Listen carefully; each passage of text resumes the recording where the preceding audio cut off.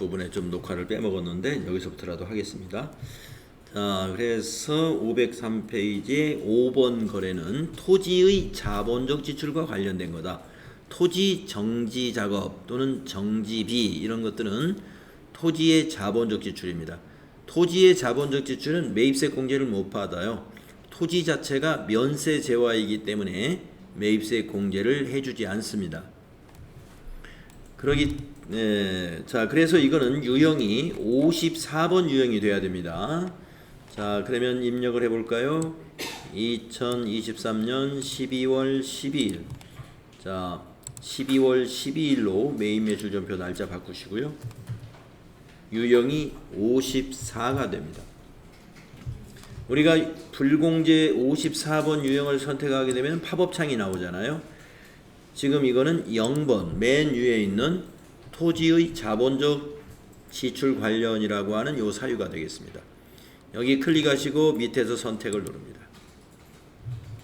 네, 그리고 품명에다가 토지 정지비라고 입력하시고 공급가액에다가 90만원 입력하시고 거래처는 공급자가 거래처가 되는 거죠. 그래서 죽동건설 입력하시고 전자세금계산서를 발급받았으므로 전자세금란은 1번 해주시고 분계는 거기 거래 내용을 보시면은 그 매입 세금계산서 아래를 보면은 외상으로 했죠. 그렇지만 이건 외상 분계를 안 합니다. 예, 상품 거래가 아닌 것은 외상 분계를 안 해요. 혼합으로 해야 됩니다. 3번 혼합 분계 선택하시고요. 상품을 토지로 바꿔야죠. 차변의 토지의 자본적 지출은 토지로 본다는 얘기입니다. 그리고 내려와서 대변을 외상이니까 뭐예요? 예, 미지급금 253번 미지급금 99만원. 자, 탭키 눌러서 미지급금의 거래처 죽동건설 제대로 되어 있는지 보시고 그리고 차변과 대변의 합계가 99만원으로 일치하는지 보시면 되겠습니다.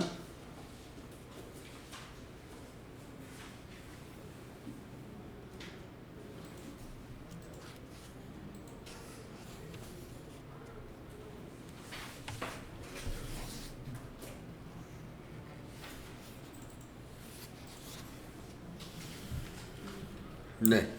자, 54번 불공 유형의 거래 자료 하나 입력했고요. 다음 페이지로 넘어가서 부가세 문제 6번째 문제 봅시다. 6번. 전자세금계산서. 자, 이거 매입이니까 50일 아니면 54겠죠. 총무부 사무실에 사용할 공기청정기를 외상으로 구입했습니다. 자, 비품이기 때문에 업무와 관련한 거잖아요. 그러니까 매입세 공제가 가능합니다. 거래자료를 매입 매출 전표에 입력하시오. 자산으로 처리하고 전자세금계산서 거래는 전자입력으로 입력할 것 이렇게 되어 있습니다. 여기서 자산으로 처리하라고 그랬으니까 비품으로 처리하라는 이야기예요. 공기청정기나 냉장고 이런 것들은 비품이 됩니다. 자, 그러면 입력하겠습니다. 12월 20일이죠. 자, 매입 매출 전표 날짜 12월 20일로 고치시고 매입세 공제가 되는 세금계산서 51번이죠. 51번. 품명에는 공기청정기라고 쓰시고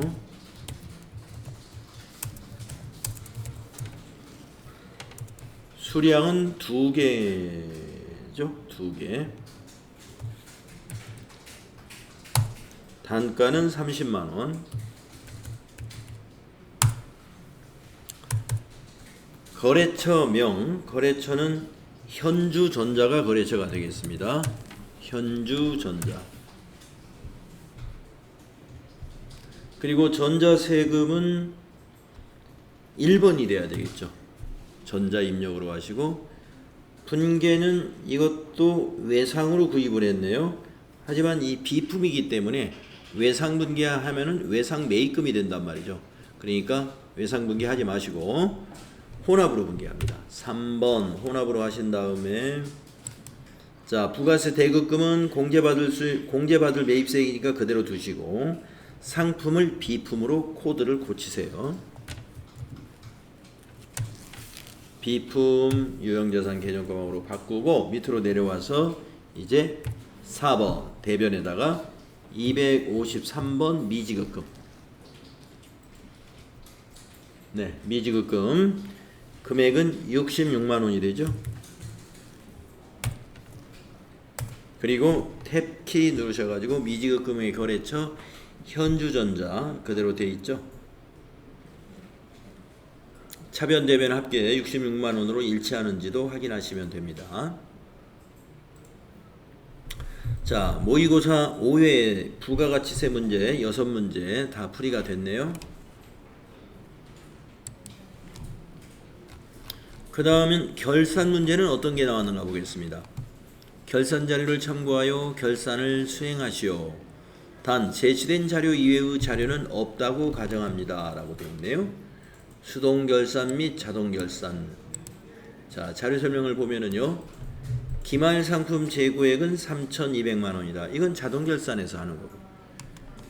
매출 채권, 외상 매출금, 받을 어음에 대하여 2%의 대손 충당금을 설정하고 있다라고 했으면 이거는 가서 2%를 얼마로 추가 설정해야 되는지 그것을 계산해 가지고 여러분이 시험 보는 날 메모지에다가 메모해 둬야 됩니다. 시험 볼 때 여러분 책상에 A4 용지 한 장 놓고 시험 보는 거 알죠?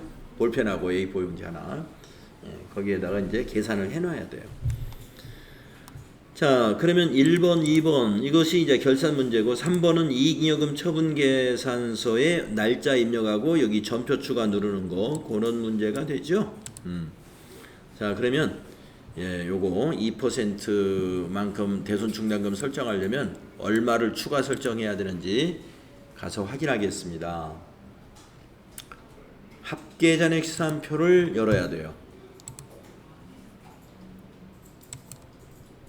합계잔액시산표를 열어두시고 결산일이 12월 31일이니까요. 12월 31일로 기간을 입력해서 이렇게 작성을 합니다.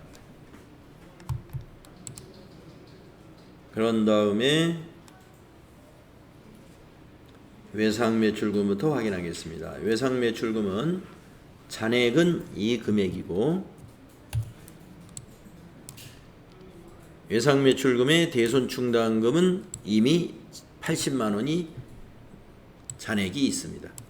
그러면 이 금액의 2%를 곱해서 얼마인지 계산을 한 다음에 요 기설정되어 있는 대손충당금 80만 원을 빼주면 그것이 추가 설정해야 될 외상매출금의 대손충당금을 알 수가 있는 겁니다. 추가 설정액을 우리가 입력해야 돼요. 자, 그러면은 220-332-000을 계산기로 220-332-000 곱하기 2%잖아요. 2% 계산을 해보면 4406640이 나오거든요.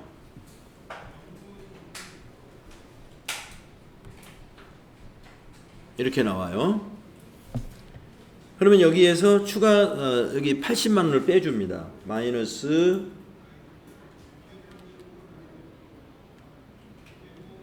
4406640 마이너스 80만 원이에요. 해주면은 3606640이 나와요. 그것이 바로 추가 설정해야 될 금액입니다. 3606640 이걸 이제 여러분이 시험지에다 메모해야죠. 3606640 이게 추가 설정할 금액이다. 자, 외상매출금에 추가 설정해야 될 대손충당금은 3606640 시험지다 메모했고요. 받으러음도 해야죠. 자, 받으러음의 잔액은 여기 5천만 원입니다.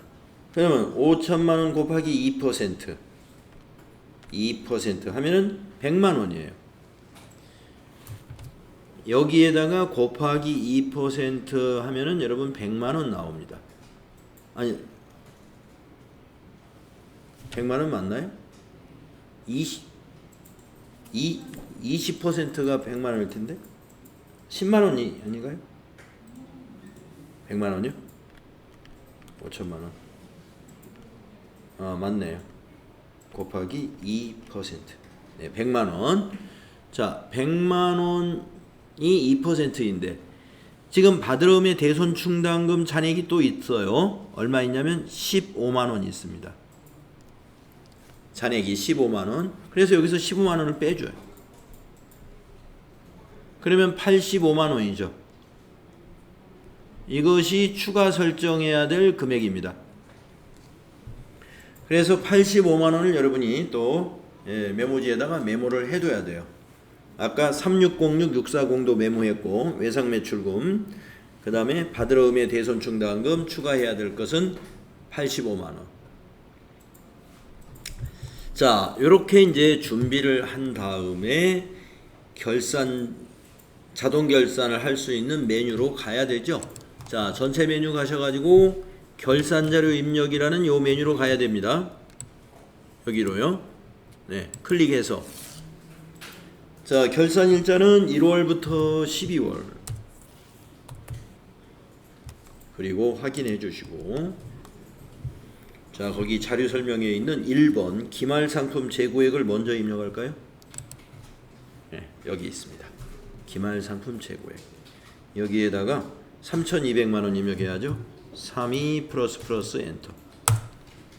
그러면 이제 매출 원가가 확정이 됩니다. 1억 3,015만 4,500원. 기말상품 재고액을 빼가지고 매출 원가가 이제 확정이 됐고, 그 다음 대손충당금 추가 설정해야 될 것은 판매관리비 밑에 가면은 대손상각이라고 나와요. 대손상각의 외상매출금 셀에다가 아까 메모했던 3606640을 입력하시고 엔터. 그 밑에 받으러오면은 85만 원을 입력하시고 엔터. 네, 이렇게 입력을 합니다. 그러면 우리가 준비된 자료를 다 입력했어요. 결산자료 입력 시트에다가. 그리고 나서 저 위에 있는 점표 추가를 눌러서 마무리를 해야 됩니다. 점표 추가 안 누르면 점표가 안 만들어져요. 자, 점표 추가 누른 다음에 일반 점표에 추가하시겠습니까? 예. 확인. 자, 공부를 한다는 차원에서 일반 점표에 어떤 자료가 넘어왔는지 확인해 보도록 하겠습니다. 전체 메뉴에 가서 일반 점표 입력하셔가지고 12월 31일자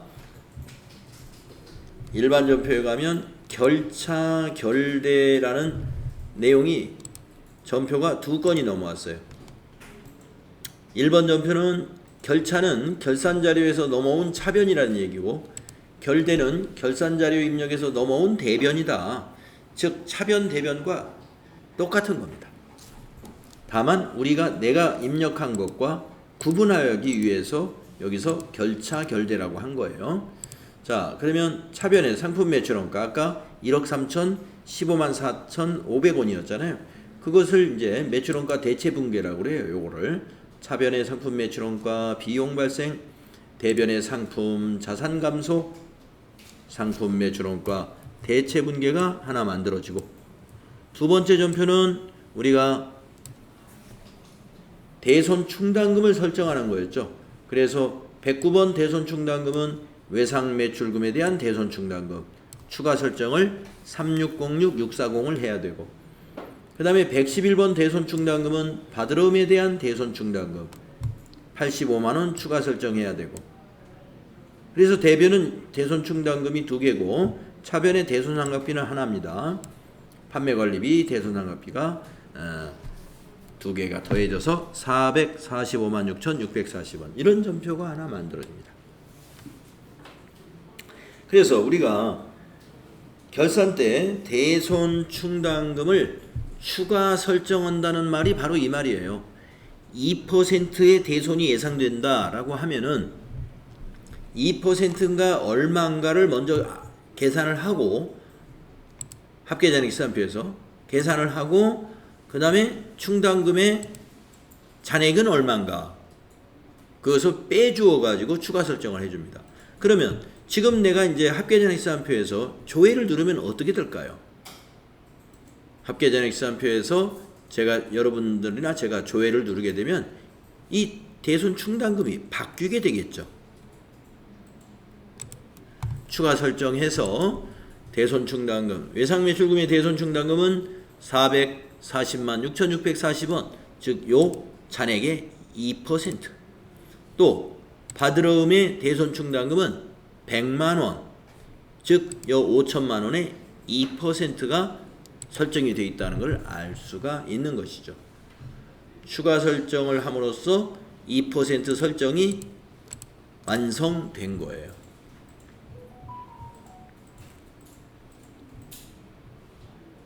그래서 우리가 결산자료 입력에서 전표 추가를 눌렀을 때 일반 전표에 12월 31일자로 어떤 전표가 어떤 분계가 이루어지는가를 확인해 봤습니다.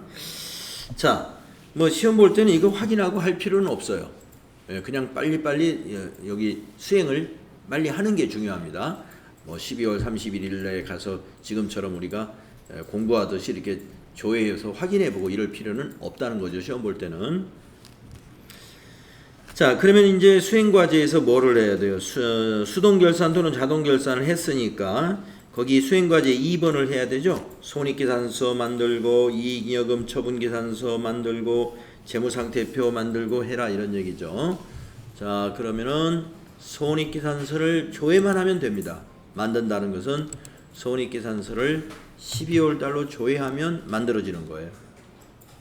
맨 밑에 당기순이익 680, 329, 343 이걸 뭐 메모하거나 할 필요는 없다고 봐요. 저는. 왜냐하면 이 금액이 2월 이익잉여금 처분계산서에 있는 당기순이익란으로 넘어갔는가 확인해보자 하는 거거든요. 예. 뒤에 343만 기억하셔도 될 것 같습니다. 그래가지고 전체 메뉴에 가서 이제 이익잉여금 처분계산서를 만들 차례예요. 이익잉여금 처분계산서는 우리가 결산하기 전에 이미 만들어진 게 있는 거예요. 그러므로 저장된 거를 불러오지 마시고 아니요 해가지고 이것을 다시 한번 작성해 줘야 됩니다. 그래서 아니요. 그러면 다시 작성된 거예요. 그래서 여기 당기순이익도 이제 우리가 아까 확인했던 680, 320, 329, 343 이게 넘어왔고 그래서 위에 있는 날짜 2개 거기 자료 설명에 있었던 당기분에는 처분 예정일에다가 2024 0223 이렇게 넣고요. 2024 0223 그리고 전기분에는 2023 0223 이렇게 입력하시고 그런 다음에 손익 대체 분기를 수행하라고 되어 있잖아요. 그러니까 위에서 전표 추가를 꼭 눌러야 돼요. 전표 추가 누르시고 확인. 그러면 손익 계정 마감되고 자본으로 당기순이익이 대체되고 하는 분계가 다 만들어집니다. 그리고 또 이제 여러분이 그럼 무슨 전표가 5개가 추가됐을까 궁금하다. 공부하는 차원에서 내가 보고 가고 싶다. 그러면 일반 전표에 12월 31일자에 가서 조회해보면은 방금 추가된 전표가 몇 번부터냐면은 3번부터입니다.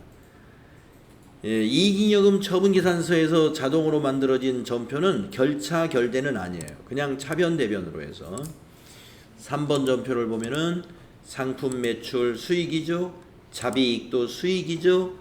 이 두 개의 수익이 손익계정의 대변으로 대체되는 분계가 만들어졌고요. 그 다음 4번 전표를 보게 되면은 상품 매출원가, 급여, 복리후생비, 여비교통비, 접대비, 통신비, 수도광열비 등등등등등 해서 매출채권, 처분, 손실까지 이게 다 비용입니다. 비용. 그 비용이 손익계정의 차변으로 대체되는 분계였습니다. 그러면 손익계정의 차변에는 비용이 왔고 손익계정의 대변에는 수익이 왔죠. 요 차이가 뭐겠어요? 요 차이가 바로 당기순이익인 것이죠.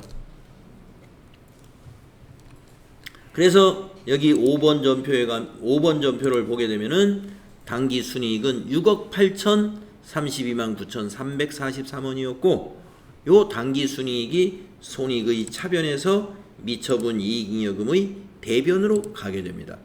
미처분 이익잉여금은 자본이죠. 그러므로 이제 손익계정에서 손익은 수익과 비용은 없어지고 그것의 차액만 자본으로 유입이 된 거죠. 그러면 이 6억 8천하고 전기에 2월 된 미처분 이익잉여금이 9,800만 원이 있어요. 전기에서 넘어온 거.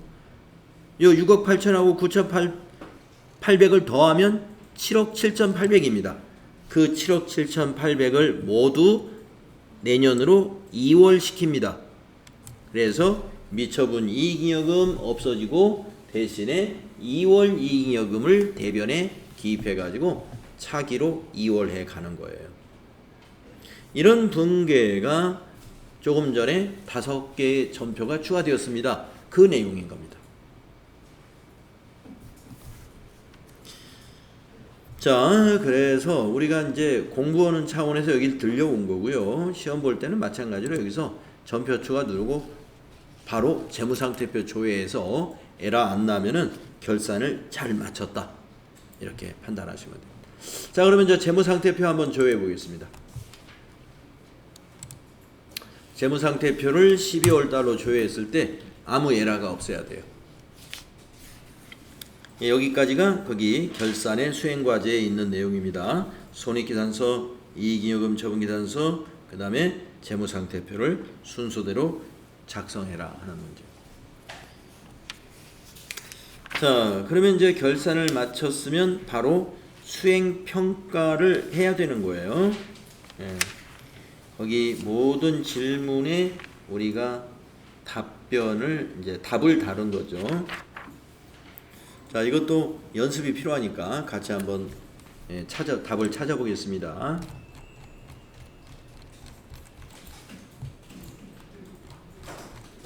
자, 11번 문제를 보게 되면요. 대한물류의 거래처 등록 관련 내용으로 옳지 않은 것은 이랬어요. 그러면 어디로 가야 돼요? 전체 메뉴에 가서 거래처 등록 클릭을 한 다음에 1번 금융거래처의 차익 관련 거래처는 2개이다. 그러면 금융 탭을 눌러봐서 확인해주세요. 금융 탭. 자, 차입 관련이다. 그러면 여기에 금융기관 명에 차입이라고 써 있는 거에 차입 관련된 은행이에요. 2개죠. 대한은행에 차입금 계좌가 2개가 있습니다. 그래서 맞았습니다. 다음 2번. 카드거래처에 매입카드로 등록된 거래처는 5개다. 그러면 여기 카드 탭을 눌러보세요. 매입이 몇 개인지 세보시면 하나, 둘, 셋, 4개죠. 그래서 옳지 않은 것이 2번이 되겠네요. 마우스로 2번을 클릭하시면 답안이 작성됩니다. 여러분 사전 테스트 문제 몇 문제나 있던가요? 혹시 보신 분 있으신가요? 아직은 30문제 있던가요?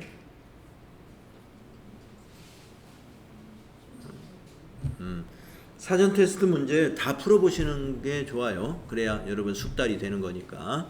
사전 테스트는 채점은 안 하기 때문에 여러분 걱정하지 마시고 다 풀어보시면 됩니다. 자, 그 다음에 12번 월계표 조회 문제입니다. 월계표 조회. 8월 한 달 동안 발생한 판매 관리비 계정 중 금액이 가장 적은 계정 과목 코드를 기록하시오 했습니다. 그러면은 월계표 메뉴를 가야 되죠. 전체 메뉴에 가가지고 1 월계표 클릭을 하고 월계표 탭을 누른 다음에 8월 한 달이니까 8월부터 8월 판매 관리비로 내려가서 급여부터 수수료 비용까지죠. 금액이 가장 적은 거. 그러면 이쪽에 금액을 봐야 되죠. 44,000원이 제일 적네요. 접대비.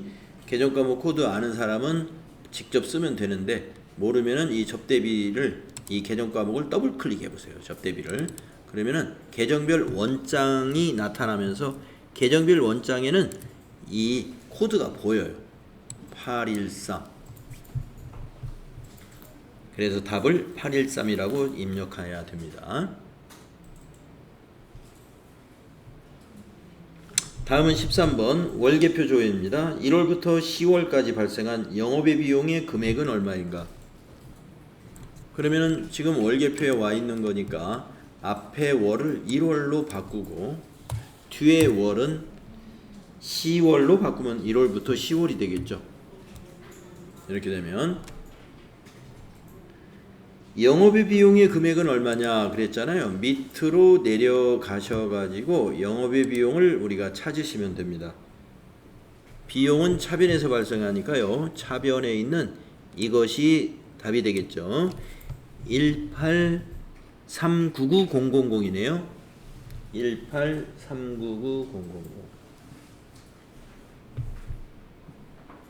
다음 14번이요. 월계표 조회 11월에 발생한 매출채권 처분 손실의 금액은 얼마인가?